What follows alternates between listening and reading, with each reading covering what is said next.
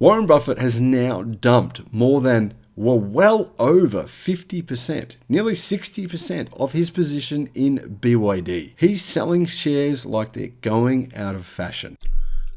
If you're a BYD stockholder like I am, then this has to be a little bit concerning, just a little bit concerning for you because, well, Berkshire Hathaway were once the largest shareholders of BYD. And now their founders and the two guys who basically own the company, well, not all of it, but obviously a lot of it, are selling. And they're saying why. In fact, they just said why they sold. And I'm not sure if anyone actually listened to this, but it's really important because it's a little bit concerning. Why is it concerning?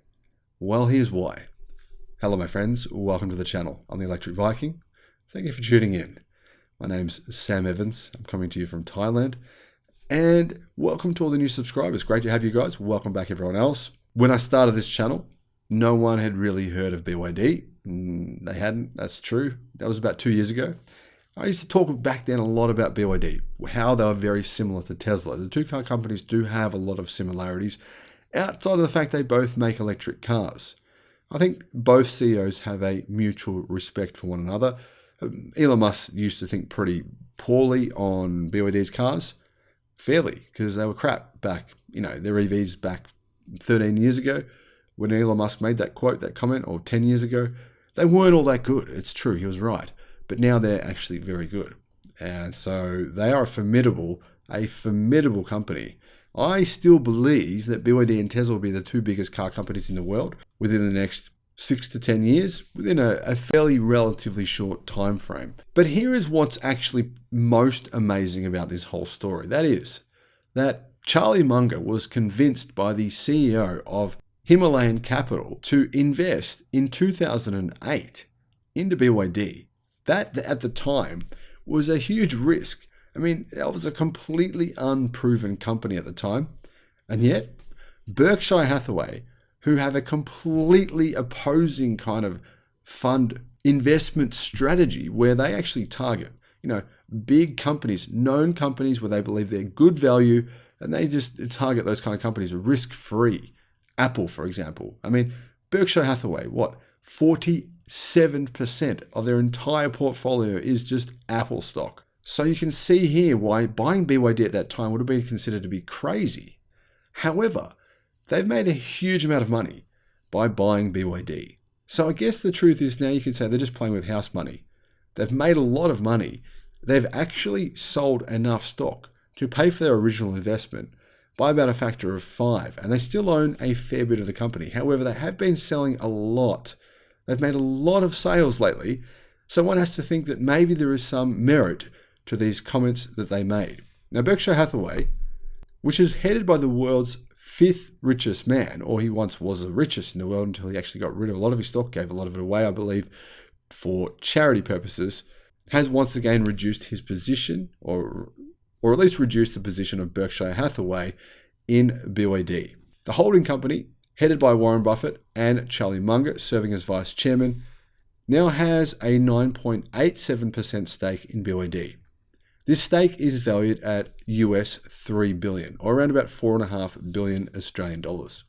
Now, Berkshire Hathaway has stakes in Kraft Heinz Company, American Express, the Coca-Cola Company, and, like I said, Apple. In fact, Apple makes up 47% of its portfolio. I don't fully understand that. If you do, please let me know in the comments. Why on earth does it make up almost half their entire portfolio when they have so many stocks in it? So how much has he actually sold? Well, they just sold 1.96 million shares. That's around about 59 million US dollars. But they've sold now for about 8 times in a row. Just continued sales, small sales, small sales. They don't want to tank the company. They don't want to ruin the company. I mean, obviously, if Berkshire went and dumped 10% of the company stock would have a significant decline, and therefore the value of what they have would go down. The value of the price that they'd get for those number of shares would go down, because it would take a while to clear that amount of stock, and by the time they got to clearing it, the price would have tanked essentially. So they had to sell slowly, and that's what they've done. Now, I initially thought maybe they just sell a little bit, but they continue to sell. over and over and over. So it is getting to the point where it's a little bit concerning. And when I ask yourself the question, why are they doing this? Well, here's what Warren Buffett said. We don't want to compete with Elon in a lot of things. Now, this was said at the company's annual shareholder meeting over the weekend. This was in response to a question as to whether Warren Buffett believes the Tesla CEO overestimates himself. We don't want that much failure, Mr. Munger added. So basically what Munger was saying is we don't want to lose because we think Tesla is formidable. We think Elon Musk is formidable. And basically we're invested in the company that he is trying to, well, I wouldn't say eliminate, but that he is in direct competition against in a variety of different areas. I mean, there's so many overlapping areas here, isn't there? There's now battery cells. There's, electric cars, there's battery storage, there's heaps of different areas where they overlap. Berkshire Hathaway actually first invested in BYD back in 2008, and at the time they purchased 225 million shares for the today bargain price of US $232 million. However, they had a 21% stake in the company as of late 2021, meaning they've now sold more than half their BYD position in a pretty short space of time. Now, right now, today, Tesla actually used the BYD Blade battery in the Model Y, which is being manufactured in Germany.